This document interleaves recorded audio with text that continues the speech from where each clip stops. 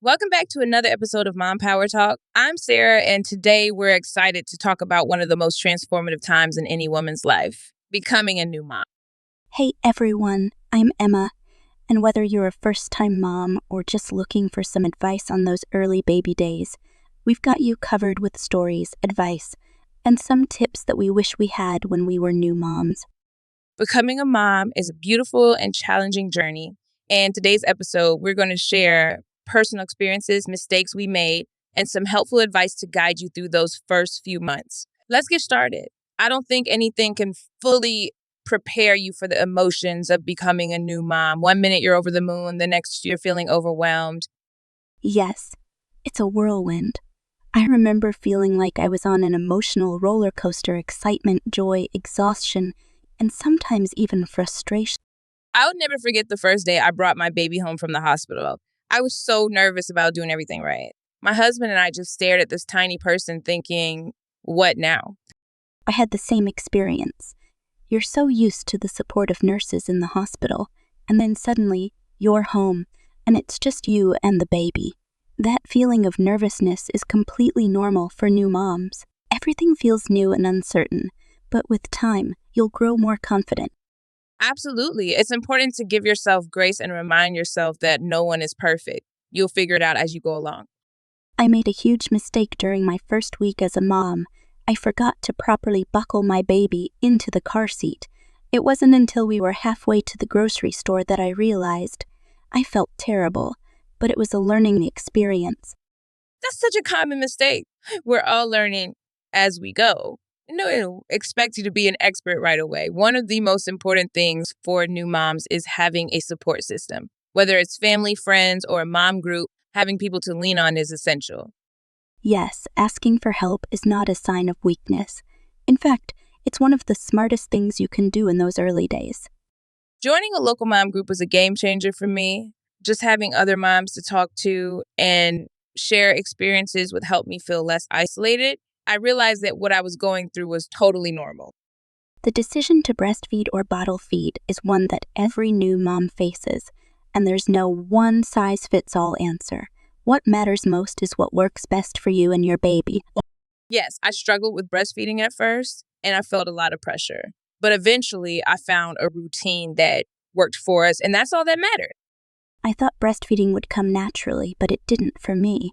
After a few weeks of struggling, I switched to formula, and it was the best decision for my baby and my mental health. It's important to know that fed is best, no matter how you do it. One of the hardest parts of being a new mom is the sleep deprivation. Those sleepless nights can really take a toll. Sleep is the number one topic in any new mom conversation. It's rough, but I found that accepting help and taking naps when I could made a big difference.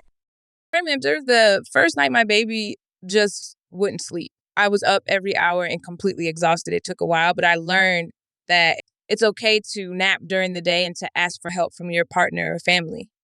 As a new mom, it's so easy to neglect yourself because you're focused on the baby. But self-care is vital, even if it's just 5 minutes to breathe or take a shower. Yes, it's important to remember that you can't pour from an empty cup. Taking small moments for yourself can recharge your energy and help you be a better mom. One thing that helped me was creating a short morning routine, just 10 minutes to myself before the baby woke up. Whether it was having coffee alone or reading, it made a big difference in my mood for the rest of the day. As a new mom, you'll get tons of advice from everyone, some of it helpful and some of it not so much. The trick is learning to filter through it all. Not every piece of advice will work for you, and that's okay. I remember getting so much unsolicited advice, especially from strangers. It was overwhelming, but I quickly learned to smile, say thank you, and then do what felt right for me and my baby. Let's talk about the postpartum body.